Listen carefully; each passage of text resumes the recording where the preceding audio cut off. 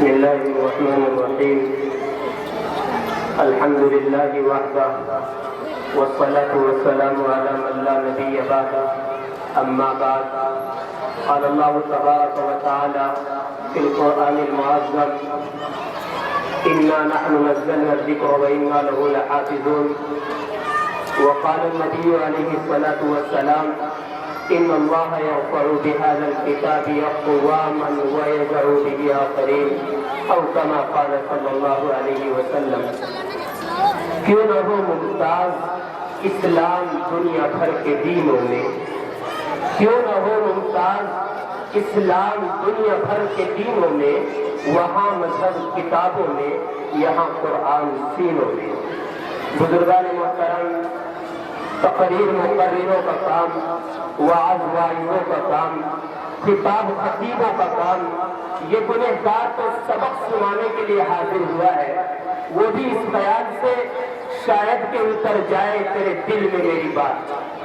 بزرگان محترم، واقعہ یوں ہے کہ اللہ تعالیٰ نے اس دنیا کا نظام چلانے کے لیے ایک ایسی انقلابی اور فصاحت و بلاغت والی کتاب بھیجی کہ جس کی جامعیت و معنویت لفاظی میں بیان نہیں کی جا سکتی. چنانچہ یہی وہ کتاب ہے جس کی نظیر پیش کرنے سے تاریخ انسانی عاجز و قاصر رہی ہے. یہی وہ کتاب ہے جس کے ذریعے سے معرفت خداوند قدوس حاصل ہوتی ہے. یہی وہ کتاب ہے جس کی اللہ تبارک و تعالیٰ نے اس پوری انسانیت کو پیدا کرنے سے قبل سورہ یاسین کی تلاوت فرمائی تھی تو اس وقت فرشتوں نے اس پاکیزہ، مقدس، مکرم اور محترم کلام کو سن کر کہا تھا: مبارک ہو اس امت کو جس پر یہ کلام نازل ہوگا، اور بشارت ہو ان سینوں کے واسطے جو اس کے حامل ہوں گے، اور خوشخبری ہو ان زبانوں کے واسطے جو اس کی تلاوت کرنے والی ہوں گی. بارکہ یہ کہ اللہ تعالیٰ نے پوری کائنات کو پیدا کرنے سے صدیوں برس پہلے اس کلام کو لکھ کر محفوظ کیا تھا.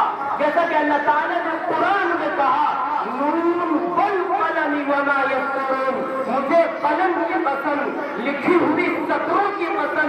اللہ نے قرآن کی سطریں لکھنے کے لیے آدم علیہ السلام کو پیدا کرنے سے 50,000 سال پہلے قلم کو بنایا اور پھر اپنا کلام لکھا. اور مجھے اپنے ذوق میں یوں کہنے دو کہ اللہ نے آدم کا صحیفہ بعد میں لکھا، حوا سے نکاح بعد میں لکھا، حابیل اور قابیل کا فسانہ بعد میں لکھا، نوح کا سفینہ بعد میں لکھا، ابراہیم کا قرینہ بعد میں لکھا، عیسیٰ کی حیات بعد میں لکھی، موسیٰ کا جلال بعد میں لکھا، یوسف کا حسن بعد میں لکھا، یوشع کا جوہر بعد میں لکھا، الیاس کا تقویٰ بعد میں لکھا، جالوت و طالوت کی شامت بعد میں لکھی، غیر اور بشر بعد میں لکھے، دن اور رات بعد میں لکھے. سب سے پہلے اللہ نے زہرا کے بابا کے لیے قرآن لکھا. فرمایا: نون والقلم وما یسطرون، مجھے قلم کی قسم، لکھی ہوئی سطروں کی قسم. اور پھر قرآن لکھنے کے بعد اللہ تعالیٰ نے پوری دنیا کو مخاطب کر کے کہا: لوگو، قرآن بعد میں پڑھنا، میرے محبوب پر نازل شدہ کتاب جب بعد میں چھونا، پہلے عقیدہ بناؤ.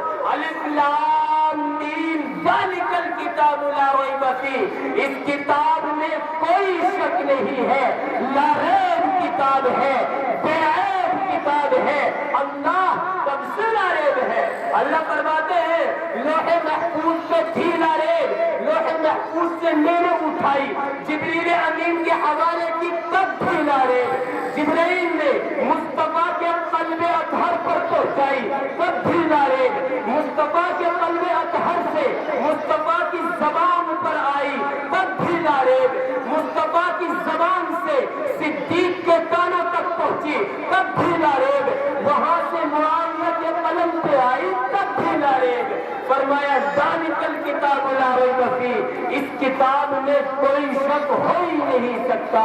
قرآن قرآن تیری رحمت کا دیوان نظر آیا، قرآن قرآن تیری رحمت کا دیوان نظر آیا، آقا تیری سورت کا عنوان نظر آیا، مازاب ہے آنکھیں تبسم سا چہرہ، قرآن کے چہرے پر قرآن